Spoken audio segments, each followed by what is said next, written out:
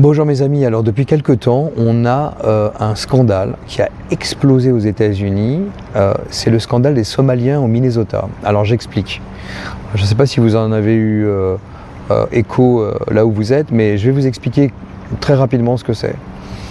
On a découvert que la communauté somalienne de Minnesota, qui était importée par les démocrates, on va dire à partir des années 90-2000, pour ceux qui s'en souviennent, il y a la chute de l'Aigle Noir, comme Black Hawk Down. C'était l'intervention sous Clinton des Américains en Somalie parce qu'il y avait une guerre civile et il y avait des famines, les gens crevaient de faim, etc., etc. Bon. Et donc évidemment il a fallu que les États-Unis interviennent pour le compte des Nations Unies et ils ont essayé d'y mettre de l'ordre, mais en fait ils n'ont rien fait du tout. Regardez le film, vous allez voir, c'est un film super connu. Bon. Et encore, d'après ce que j'ai pu comprendre, c'est très édulcoré par rapport à la réalité. Mais enfin bon, peu importe. Donc, à partir de ce moment-là, pour soi-disant faire venir des réfugiés aux États-Unis, on a importé des centaines de milliers de Somaliens aux États-Unis. Donc ces gens-là se sont bien adaptés à la société américaine pour une chose, une seule. Détourner de l'argent du gouvernement. Alors comment ils font? Ils ont déclaré des centaines de garderies d'enfants et ils ont demandé des subventions de l'État du Minnesota, qui reçoit de l'argent du gouvernement fédéral, c'est-à-dire notre argent bien sûr, et ils ont détourné des centaines de millions de dollars. Des garderies qui sont vides, complètement vides, des sociétés de bus pour transporter les enfants qui sont vides, qui n'ont rien. Donc en fait on a vu, c'est un détournement d'argent absolument incroyable, très sophistiqué d'ailleurs, puisque bon, il fallait faire des dossiers de plusieurs administrations, etc. Donc ces gens-là ont détourné beaucoup d'argent, l'argent public. Alors, d'après ce que j'ai pu comprendre, les Somaliens ont l'un des quotients intellectuels les plus bas d'Afrique, parce qu'il y a beaucoup de mariages incestueux. D'ailleurs, il y a une nana au Congrès qui s'appelle Ilhan Omar, qui est d'origine somalienne et qui elle-même a épousé son frère pour qu'il puisse venir aux États-Unis. C'est un scandale, mais ça me fait rire parce que, et je vais vous expliquer pourquoi ça me fait sourire. Parce qu'en fait, tout le monde le sait, mais personne ne fait rien. L'arnaque des Somaliens, tout le monde le sait, les politiciens n'ont rien fait. La même chose avec d'autres communautés, en Californie, l'État de Washington, New York, etc., etc. On va en découvrir des vertes et des pas mûres.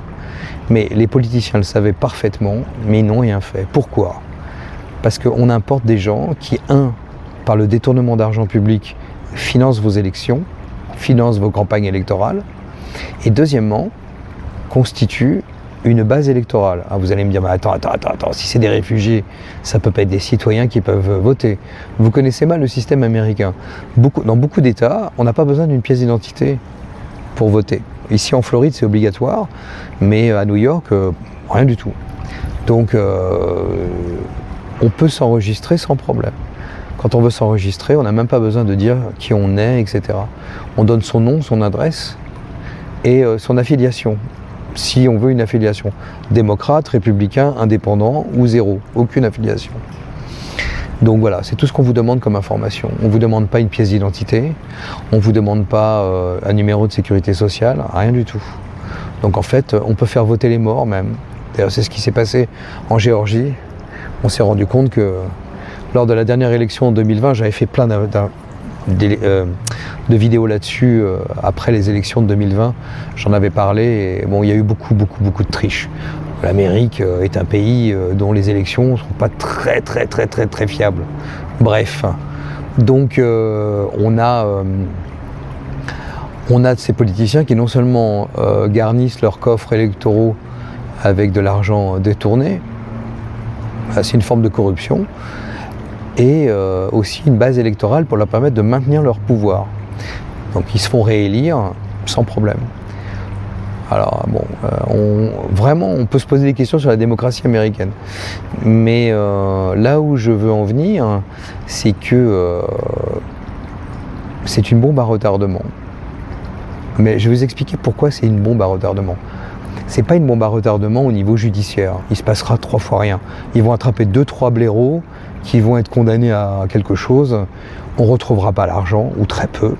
Je m'en fais aucune illusion. Les législateurs ne vont rien faire à ce sujet. On va continuer à subventionner des trucs douteux. Enfin, je veux dire, ils vont continuer à subventionner des organisations caritatives, soi-disant, suspicieuses. Et ça s'arrêtera là. Par contre, il y a quelque chose qui va jamais s'arrêter, c'est la perception qu'ont les gens de s'être fait voler. Alors là, il faut écouter les gens. Les politiciens minimisent. Ils ont même, dans certains États, menacé de punir et de poursuivre les gens qui parlaient de ça ou qui voulaient faire des enquêtes là-dessus. Imaginez. Et donc, en fait, les gens commencent à se demander « Mais pourquoi je paye des impôts ?» Parce que on a estimé que par an, les subventions douteuses données à des organisations comme ça, des associations, des trucs, des machins, des aides sociales, etc., s'élevaient à 1,5 trillion de dollars. Donc ça fait 1500 milliards. Donc en fait, avec cet argent, si on arrêtait tout, ce qui serait souhaitable, si on arrêtait tout, on n'aurait plus besoin de taxer les gens au-dessus de 200 000 $ de revenus. Imaginez le paradis fiscal que seraient les États-Unis. Donc les gens, on commence à se poser des questions sur l'utilisation de leur argent. C'est pas bon ça. Parce qu'ils réfléchissent. Les Américains, ils font pas que réfléchir. Hein. Bon. C'est pas comme les Français qui disent oui mais on a les meilleurs services publics du monde, on a le meilleur hôpital du monde, ouais, d'accord. Bon, ici aux États-Unis on dit pas ça. D'abord les hôpitaux sont privés, ensuite les services publics on les paye avec les taxes d'habitation et les taxes de propriété qu'on a ici aussi, donc bon, c'est pas les impôts qui financent ça en général, donc pas les impôts directs, pas les impôts sur le revenu je veux dire. À tel point que nous, en Floride, on n'a pas d'impôt sur le revenu. Et pourtant, on a des routes, on a tout ce qu'il faut. Bon, on peut critiquer la qualité, mais on a. En fait, on va remettre en cause le consentement à l'impôt. Et quand on commence à remettre en cause le consentement à l'impôt, on va remettre en cause les politiciens. On va commencer à leur demander des comptes. Il va se passer des choses. Bon, mais seulement au niveau citoyen, pas au niveau politique. Parce que c'est un système qui se tient la main. Hein. Je te tiens, tu me tiens par la barbichette. C'est tout. Républicains et démocrates, c'est blanc bonnet, bonnet blanc, hein, c'est pareil. Mais oui, il y aura des répercussions au niveau des citoyens. Les gens qui avaient la possibilité... Les gens qui avaient la possibilité de tricher et qui ne vont pas le faire. Les gens qui vont demander des choses alors qu'ils ne le demandaient pas avant. Par exemple, demander une aide sociale ou un truc comme ça. Les gens ont beaucoup de dignité aux États-Unis. Hein. Ils vont voir le gouvernement pour une aide quand vraiment c'est désespéré. C'est pas comme un droit comme en France où quels sont mes droits? Oui, j'ai le droit au chômage, j'ai le droit à... Bon, bref. Donc tout ça, c'est pas du tout la même chose aux États-Unis où vraiment ils le font par désespoir de cause.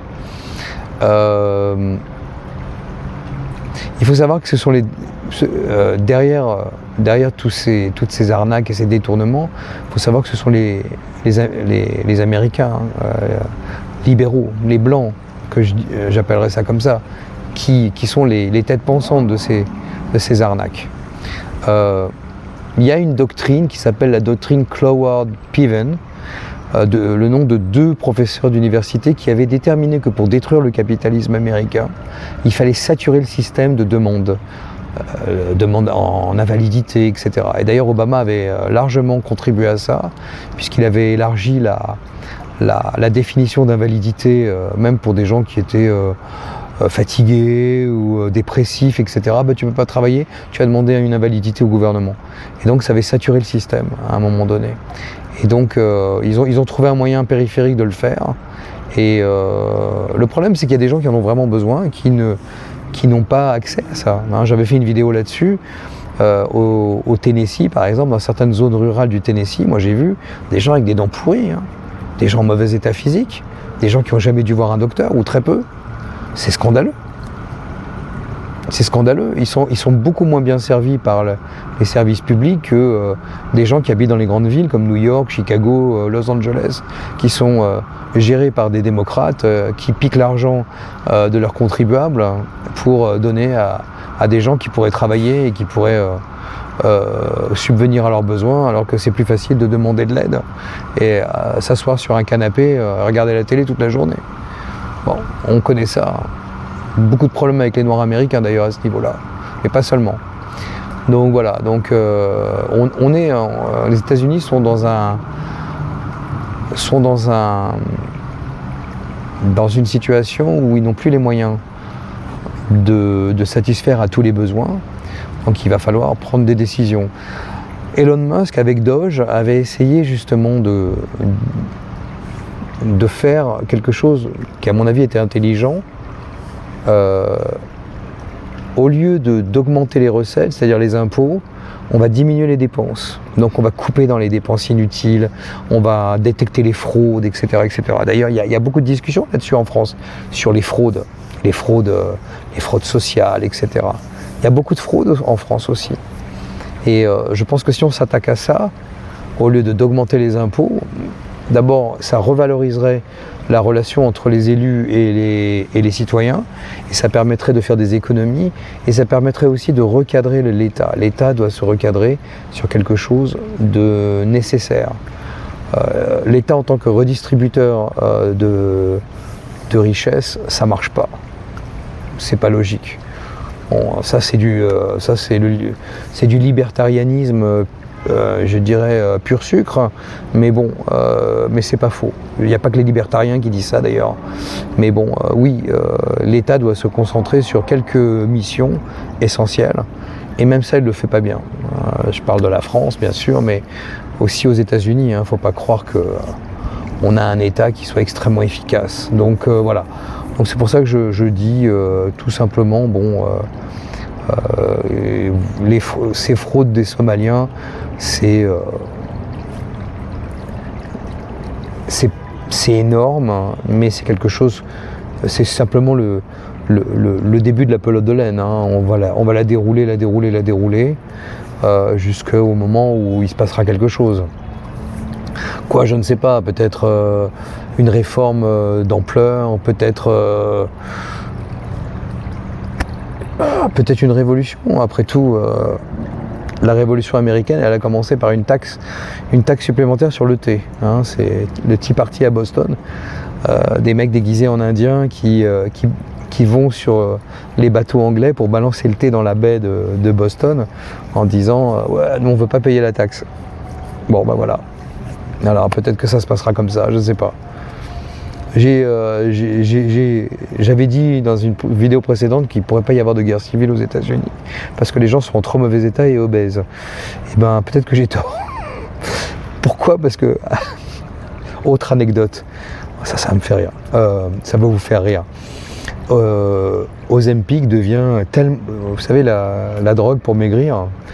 Ozempic, etc., ça devient tellement populaire que les gens maintenant ils maigrissent et donc ils mettent des tailles plus petites. Donc quand on va faire les courses pour Noël, par exemple, ou pour acheter des vêtements, il y a plein de tailles énormes, les XXL, etc., qui sont pas vendus parce que les gens ont maigri. Donc peut-être que c'est ce qui se passera avec l'État américain. Peut-être que l'État américain prendra de l'Ozempic et réduira sa taille, voilà. Donc c'est ce que je souhaite à l'État américain.